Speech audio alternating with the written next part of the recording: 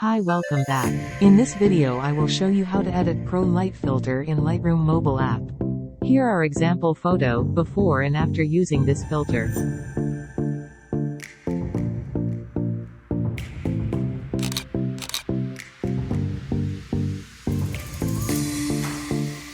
The preset download link, in description. So let's start editing.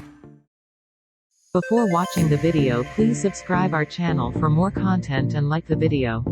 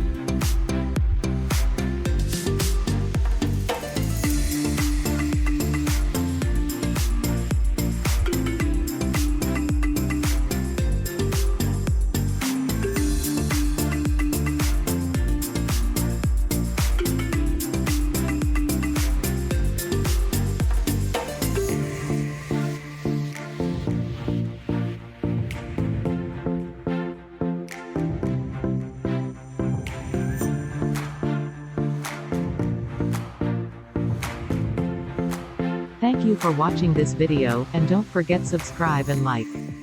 Goodbye.